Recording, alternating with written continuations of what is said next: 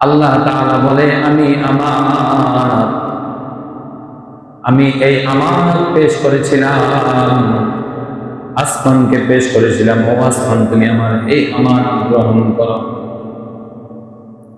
আমি জমিনকে বলেছিলাম, জমিন তুমি এই আমানত গ্রহণ করো। আমি আসমানকেও বলেছি, জমিনকেও বলেছি, সর্বশেষ পাহাড়কেও বলেছি, ও পাহাড় তুমি আমার এই আমানত গ্রহণ করো, তুমি আমার এই কোরআনকে গ্রহণ করো, আমার এই শরীয়তকে গ্রহণ করো। যখন আসমানকে বলেছিল, আসমান অনীহা প্রকাশ করে যে আসমান বলেছে না, এত বড় কোরআন, এত বড় শরীয়ত হুকুম আমি সহ্য করতে পারবো না। জমিনকে দিয়েছে, জমিনও বলেছে না আমি পারবো না। পাহাড়কে দিয়েছে, পাহাড় অস্বীকার করেছে না এই আমানত আমি করতে পারবো না। ইন্না আরাদনাল আমানাতা আলাস সামাওয়াতি ওয়াল আরদি ওয়াল জিবাল, আমি এই আমানত পেশ করেছিলাম আসমানের কাছে, আমি এই আমানত পেশ করেছিলাম জমিনের কাছে, আমি এই আমানত পেশ করেছিলাম পাহাড়ের কাছে।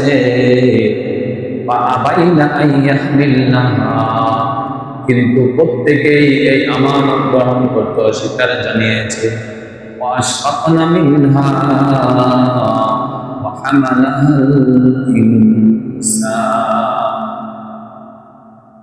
আসমান অস্বীকার করেছে, জমিন অস্বীকার করেছে, পাহাড় অস্বীকার করেছে।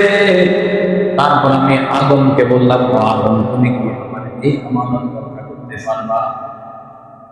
আদম বলেছেন, জি আল্লাহ আমি পারবো, আমাকে দেন, আমি আমানত রক্ষা করতে পারবো। এক বাপের যদি 4টা সন্তান থাকে, বড় সন্তানকে বাবা বলেছে, ও বাপজান নে তুই এই বস্তাটা নিয়ে নে।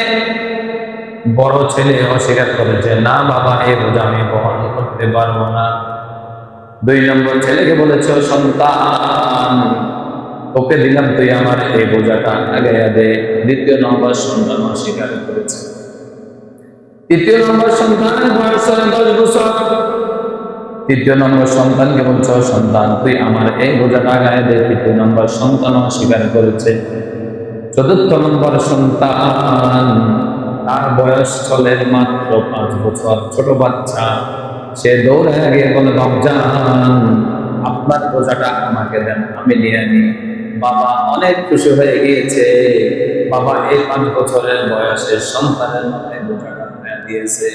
বোঝাটা উঠেছে নামান্তর, কিন্তু বাবা উপরে দিয়ে বোঝাটা উঠায় ধরে রেখেছে। কারণ বাবা খুশি হয়ে, এতগুলো সন্তানকে বলেছি কেউ আমার বোঝা বহন করে নাই, আমি ছোট বাচ্চাকে, আমার ছোট এই কচি সন্তান দৌড়ে এসে বলেছে, আব্বা জান আমাকে দেন বোঝাটা আমি নিই। তখন বাপজানে খুশি হয়ে মাথায় উঠে দিছে, কিন্তু বাপজানে করে দিয়ে আগে দিচ্ছে। সুবহানাল্লাহ।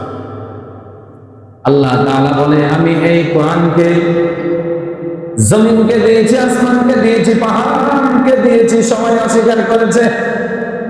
অখলিকাল ইনসানু যায়ীফা, আমি আদম সন্তানকে অনেক দুর্বল করে বানিয়েছি, কিন্তু আমার এই আদম দুর্বল, সে আমার এই বোঝাটা গ্রহণ করার জন্য দৌড়ে আসছে। আল্লাহ বলেন, আরে আদম তুই দৌড়ে আসছ আমার এই বোঝাটা নেওয়ার জন্য, আমি আল্লাহ তাআলা তোর মাথায় দিয়ে দিলাম, কিন্তু ইন্নাল কুরআনা লাহাফিজুন, কিন্তু আমি আল্লাহ তাআলা এই কোরআনের হেফাজত আমি নিজেই করব। সুবহানাল্লাহ। আসমান অস্বীকার করেছে, জমিন অস্বীকার করেছে, কেউ বহন করতে পারবে না। পরে কে নিল? আদম নিল। আদম সন্তান বলেছে আমি পারবো। আল্লাহ খুশি হয়ে বলেছে, ঠিক আছে তোকে দিলাম, কিন্তু এই কোরআনের হেফাজতকারী আমি আল্লাহ নিজেই এই কোরআনের হেফাজত করব। সুবহানাল্লাহ।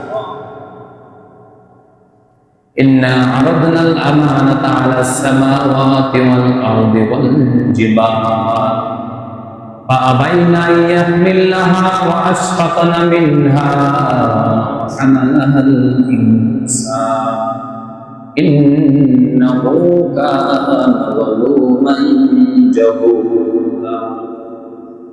কে গ্রহণ করেছে আমানত? আমানত কি জিনিস?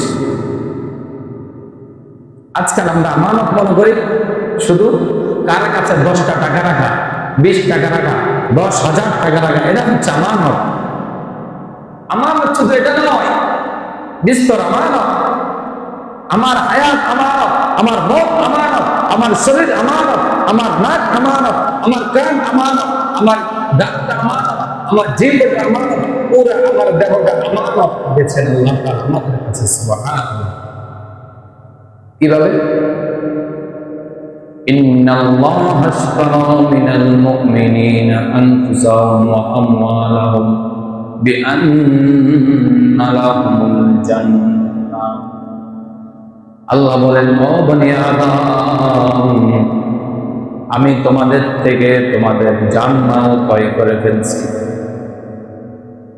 এ বনি আদমের দল, আমি তোমাদের থেকে তোমাদের জানমাল ক্রয় করে ফেলছি। বিআন্না লাহুমুল জান্নাহ, এই তোমাদের জানমালের বিপরীতে আমি তোমাদেরকে জান্নাত দিয়েছি।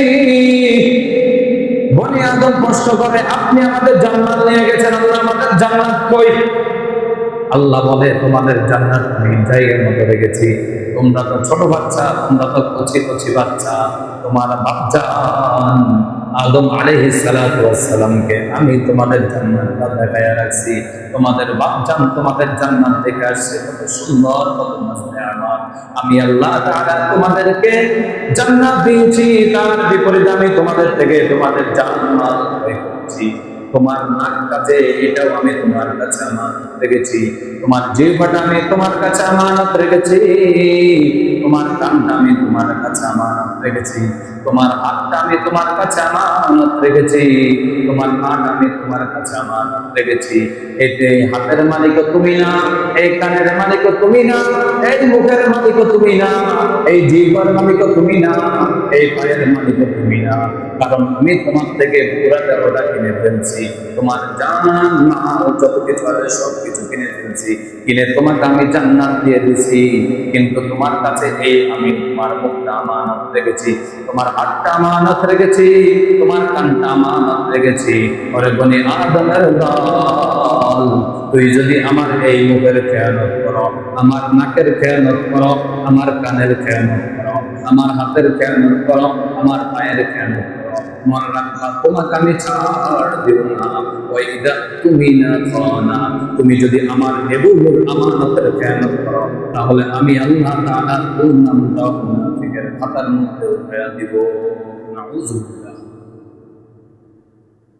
মুখ পেয়েছেন তো, জিহ্বা পেয়েছেন তো, কান পেয়েছেন তো, চোখ পেয়েছেন তো, আহা অপব্যবহার। এই কানের মালিক তো আপনি না, এই মুখের মালিকও আপনি না, এই নাকের মালিকও আপনি না, এই চোখের মালিকও আপনি না। এগুলোর মালিক হচ্ছে স্বয়ং আল্লাহ তাআলা। আপনার কাছে আমানত রেখেছে, তবে দুনিয়ার মধ্যে আমানত রাখলে ব্যবহারের অনুমতি দেয় না। আল্লাহ বলেন, ওরে বনি আদমের দল, আমি আল্লাহ তাআলা কত রহমশীল, আমি আল্লাহ তাআলা কত দয়াশীল। দুনিয়ার মধ্যে তুমি আমানত রাখলে আমানত ব্যবহার করা যায় না। তোমার কাছে টাকা রেখেছি, যেই টাকাটা রেখেছি, যেই নোটটা রেখেছি, তুমি ওই নোটটা আবার আমাকে দিতে হবে। কিন্তু আমি আল্লাহ তাআলা কত রহমশীল, কত দয়াশীল, পুরা দেহটা আমি আল্লাহ কিন্তু তোমাকে ব্যবহারের জন্য অনুমতি দিয়ে দিয়েছি। সুবহানাল্লাহ। চোখটা আল্লাহ, মুখটা আল্লাহ, হাতটা আল্লাহ, পাটা আল্লাহ। সন্দেহ আছে? অনেকে মনে হয় যে সন্দেহ আছে। ইন্নাল্লাহা আশতারা মিনাল মুমিনিন, ইন্নাল্লাহা আশতারা মিনাল মুমিনিনা আনফুসাহুম ওয়া আমওয়ালাহুম বিআন্না লাহুমুল জান্নাহ। আমি আল্লাহ তোমাদের কাছে বিক্রয় করে দিয়েছি জান্নাত। তোমাদের থেকে আমি জান্নাত নিয়েছি, কিন্তু আমি আল্লাহ তোমাকে এই চোখ দিয়েছি, এই চোখে তুমি অপব্যবহার করো। তোমার চোখ এত খারাপ, আমি আল্লাহ বলেছি তুমি বেগানা নারীর দিকে তাকাইবা না, তুমি এই চোখ দিয়ে বেগানা নারীর দিকে তাকাও। আমি বলেছি এই চোখ দিয়ে তুমি কান্ত বোনের দিকে তাকাইবা না, তুমি এই চোখ দিয়ে তোমার কান্ত বোনের দিকে তাকাও। মামা তো বোনের দিকে তাকাতে নিষেধ করেছে, সেটাও তাকাও। আরেকজনের নতুন বিয়ে হয়েছে, তোমার ইজ্জত কত খারাপ, তোমার চরিত্র কত খারাপ, নতুন বিয়ে হয়েছে, নতুন বউ এসেছে, তুমি বেড়ার ফাঁক দিয়ে গিয়ে তাকায় দেখো। রাসূল বলে যদি কোনো তোমার মুনাফিক যদি এমন হয়, কোনো বেড়ার ফাঁক দিয়ে, কোনো দেওয়ালের ফাঁক দিয়ে উকি মেরে বড় নজর করে, তাহলে তোমরা লোহা দিয়ে তাদের চোখগুলো করে দাও। কত বড় হুমকি বলে আল্লাহ। এমনি তো নিষেধ রাস্তাঘাটে বদনজরি করা। রাসূল বলেন যদি কেউ দেওয়ালের ফাঁক দিয়ে, চিকন ফাঁক দিয়ে স্বামী স্ত্রী ঘরে বসে আছে, সে উকি মারে চায়, তার চোখ দিয়ে লোহা গরম করে ঢুকিয়ে দেওয়া যায়। চোখের হেফাজত। ইন্নাল্লাহা আশতারা মিনাল মুমিনিনা আনফুসাহুম ওয়া আমওয়ালাহুম। তোমাকে এই জিহ্বা আমি দিয়েছি, এই জিহ্বার মালিক আমি আল্লাহ।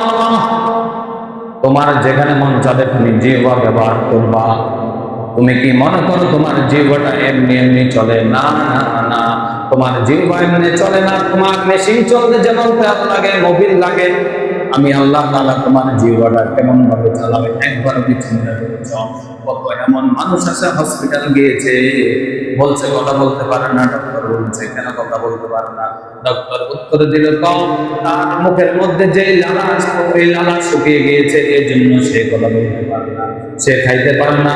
আল্লাহ তাআলা বলে ওরে বান্দা, তুমি মনে করো তোমার জিহ্বাটা এমনি এমনি চলে? না না না, আমি আল্লাহ তাআলা তুমি প্রত্যেকটা কথা বলার সময় তোমার জিহ্বার মধ্যে মোবিল দিয়ে দিই, যে মোবিলকে তুমি লালা হিসেবে ছিল, ওই লালাটা যখন তোমার জিহ্বায় আসবে তুমি খেতে পারবা, জিহ্বাটা ব্যবহার করতে পারবা, কথা বলতে পারবা। যেদিন আমি আল্লাহ তাআলা তোমার উপরে গুসা হয়ে যাব, রাগান্বিত হয়ে যাব, ওই দিন আমি আল্লাহ তাআলা তোমার এই জিহ্বার লালাটা শুকাইয়া দিব, এই মোবিলটা শুকাইয়া দিব। ওই দিন দেখবো তুমি কত বড় কথা, তোমার কত বড় যোগ্যতা। ওই দিন তুমি খেতে পারবে না, তোমার জিহ্বা বন্ধ হয়ে যায়, জবান বন্ধ হয়ে যায়। এখন তোমাকে জিহ্বা দিয়েছি, তুমি এই জিহ্বা দিয়ে এই মুখকে গীবত করো, শিকায়ত করো, অন্যের উপর নিন্দা করো, অন্যকে হেনস্থা করো। মনে রাখবা তুমি যদি এগুলো করে থাকো, আমি আল্লাহ তাআলা ছাড় দিয়ে কিন্তু ছেড়ে দেই না। যেদিন আমি রশি টান দিব, ওই দিন তুমি আল্লাহ, তুমি বান্দা, আমি আল্লাহ তাআলা কাঠগড়া থেকে এক চুল পরিমাণ সামনে যেতে পারবে না।